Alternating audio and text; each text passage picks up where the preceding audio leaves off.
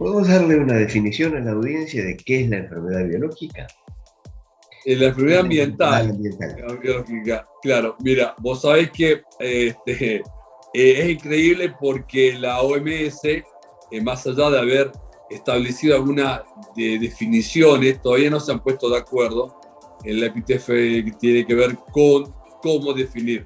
Porque en verdad una enfermedad ambiental o una enfermedad que le afecta al ser humano son conjuntos de síntomas o de signos que lo descubre el médico a partir de causas químicas. Por eso tenemos lo que se llama la sensibilidad múltiple química, y que esta por contaminación, ya sea por vapores, por contacto, contaminantes, inclusive alergénicos o Claro. los alérgenos que hoy están tan de moda como el moho que se está formando en las casas porque están todas pocas ventiladas, virus, toxinas, bueno, virus, estamos al pie de la letra con los virus, Claro. y que producen un riesgo físico, y que obviamente esto se encuentra en el medio ambiente. Entonces, es un poco complejo porque no tenemos gran vigilancia e información sanitaria con respecto a lo que significa la magnitud y la gravedad del riesgo del Correcto. medio ambiente y la salud humana. De manera que sería necesario, desde las autoridades provinciales y nacionales, implementar un sistema de comunicación que no está evidentemente en este momento.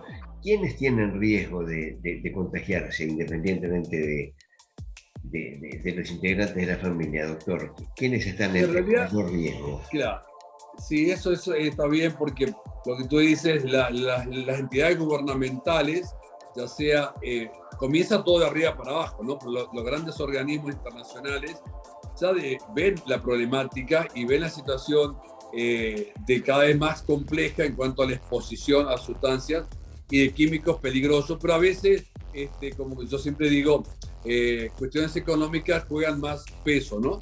Claro. ¿Quiénes son los vulnerables? ¿Quiénes son los sensibles? En realidad, estamos todos muy complejos en esta situación.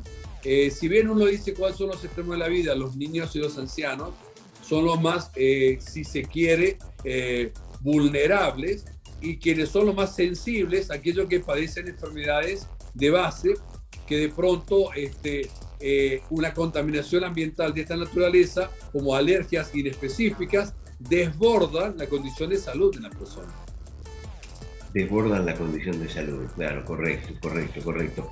¿Cuáles serían las sustancias más contaminantes? Se me ocurre, abuelo de pájaro, que evidentemente la acción de manejar y la nafta, y allí hay un problemita además, ¿no es cierto? Sí, en realidad, mira, vos sabés que hay un listado bastante complejo en esto.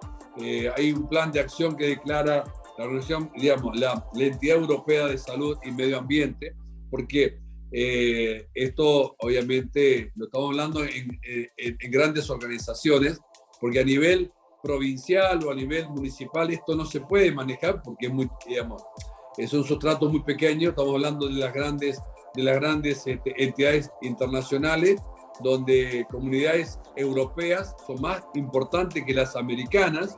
Estados Unidos, por más dolor que me genere, será muy industrializada, será una de los pilares fundamentales de la economía del mundo, pero son los más tóxicos, y bueno, México y cuantos otros lugares. Entonces Europa ha tomado mucha injerencia en cuanto al control de la condición de sanidad para poder establecer un riesgo en la salud humana.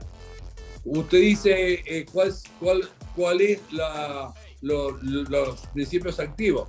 Mira, en su momento, ¿te acuerdas lo que hablaban de los dioxidas? Claro. Las dioxidas, el PCB, ¿te acuerdas? Esto de los transformadores que tanto se habló, y se habló del cáncer de las leucemias. A partir de acá, bueno, esto está demostrado que realmente es así.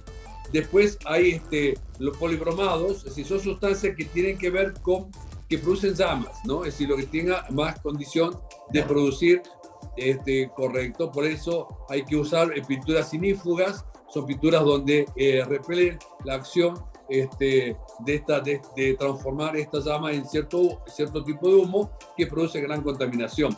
Bueno, después tienen los metales. Nadie habla de los metales pesados, pero nosotros estamos viendo muchísimo gente en contaminación con plomo, mercurio, cadmio, aluminio. y realmente es un condicionante muy serio para la fibromialgia, para las ciertas alergias, para los dolores crónicos. Entonces, paciente dice, doctor, yo sigo tomando medicamento, y que esto es más tóxico, y obviamente tiene que ver con estos grandes contaminantes orgánicos persistentes, porque quedan en el organismo. Claro. Son persistentes, te quedan, no es algo que viene y que se va, quedan pegados. Entonces hay que ser terapéuticas donde va limpiando interiormente, como hacemos nosotros en medicina toxicológica ambiental, que utilizamos estos medicamentos para limpiarlo. Luego tienes los pesticidas, los órganos clorados, fosforados, y los carbomatos. Claro, muchas veces nosotros decimos, pero yo una vez cada tanto tomo. Esto es acumulable. Y esto es un concepto muy serio. Se acumulan hasta que un momento rebalsa y te aparece tu síntoma inespecífico que hace que confunda a mucha entidad clínica médica y que de pronto el paciente anda deambulando sin diagnóstico y tiene que volver a esto. También hay otro contaminante atmosférico. No te olvides que la parte atmosférica volátil, el medio ambiente es muy importante. Por lo tanto, hay que tener cuidado con las ventilaciones y determinar una secuencia de que los ambientes, más en invierno, en algún momento tienen que ventilarse, ¿no? Para evitar vaporizaciones tóxicas. 3, en el agua. Yo siempre he dicho que uno de los grandes lo bueno que le ocurrió a la humanidad fueron 2 cosas. Una es la potabilización del agua y la pasteurización, ¿no? El hecho de la potabilización está excelente, pero hay una hipercloración del agua. Hoy lo que nos está enfermando es el cloro del agua. Y yo sé que muchos pueden salir en contra a lo que estoy diciendo, más que nada entidades políticas, pero yo soy toxicólogo, yo no puedo estar, yo no soy político. Y entonces, dejemos de hiperclorar el agua, claro, dejemos de hiperclorar, porque lo que hace el cloro inhibe el óxido hipocloroso del estómago y hace que proliferen bacterias.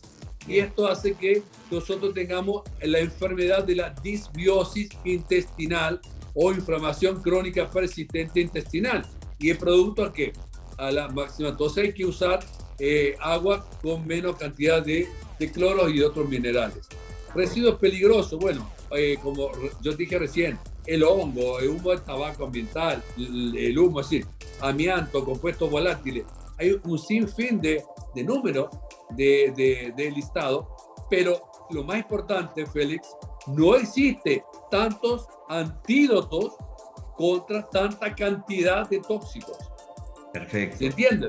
Entiendo perfectamente, claro. Doctor Mallarini, sabemos de la gran actividad que tiene el Instituto de Medicina Evolutiva Biológica en distintos aspectos de la salud comunitaria, pero la pregunta sería, relacionándolo con este tema, ¿cómo actúa el IMEB en estas cuestiones de la enfermedad ambiental? Vos sabés que la medicina ambiental, como eje fundamental en las terapéuticas y los estudios, está un poco dejado de lado. Entonces yo he tomado en todos los estudios que hemos hecho a nivel nacional e internacional el eje de entender las circunstancias por las cuales debemos estudiar al paciente en cuanto a la situación de riesgo, a la contaminante químicos y electromagnéticos. Y ve lo que tiene a nivel nacional, inclusive recibo pacientes a nivel internacional. Hay pocas entidades en el mundo relacionadas a esto, donde se estudia la condición radiomagnética de una persona para saber si está en contaminación, y esto produce enfermedad como, por ejemplo, esclerosis múltiple, como otros tipos de enfermedades neurodegenerativas, inclusive cáncer. Y las sustancias químicas múltiples, que son sustancias que, vuelvo a explicar, también se estudian a partir de metodología que tiene IMEB, que es la capacidad residual metabólica tóxica, evaluar, y luego las evaluaciones cromosómicas a nivel del genoma humano para determinar la incidencia de ciertas sustancias que hacen el daño y remediar la situación de daño. Entonces IMEB tiene los estados: estudio y remediación de situación de daño, como también lo hace a nivel del ambiente donde viven las personas. no tan solo estudiamos lo que nos está pasando en el cuerpo, sino establecemos vínculos con el medio ambiente, dónde vive, en qué casa vive, cómo es su casa. ¿Para qué? Porque hay enfermedad de edificio, que se llama, o edificio enfermo. Por tanto, no está tan solo vos enfermo, sino tu edificio donde vives está enfermo. Y eso hace que la enfermedad sea crónica, persistente y que genere, bueno, tanta enfermedad a la gente, ¿no? Doctor, por último, y agradeciéndolo mucho ese ratito, hay una cuestión, la gente se comunica con nosotros a través del 2235-963-107, y hay una cuestión recurrente de las mamás, que tiene que ver con cierto temor de algo que escucharon por allí, relacionado a la forma de tratar el bebé en casa. ¿Puede haber ahí un contaminante?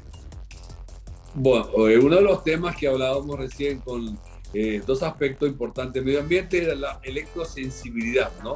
La electrosensibilidad son una respuesta a la intolerancia de campos electromagnéticos que a veces en dosis muy por debajo de la reglamentaria. Por eso cuando tienes equipo que te dice cuál es la dispersión biomagnética, están por debajo de los estándares internacionales, pero como esto es acumulable, comienza a haber una respuesta de hipersensibilidad. Y esto se origina a veces en la telefonía móvil, que tanto estamos hablando, las antenas de telefonía, Wi-Fi, pero algo muy interesante, el sistema de transmisión por radiofrecuencia en lo que se llama la vigía bebé. Esos aparatitos que vos pones en las cunas de los bebés, todas estas cosas, estás produciendo electrosensibilidad al niño, lo estás contaminando. Alguien dirá, bueno, pero esto va a traer consecuencias, que esto es acumulativo. Si esto se suma a otras cosas más, a que le da el celular todo el día para que el niño esté contento y de pronto está al lado donde está el equipo de Wi-Fi y luego, bueno, esto es así, los niñitos están con una dispersión tan grande por un cambio en sus neurotransmisores, ¿no? Entonces hay que disminuir la carga tóxica.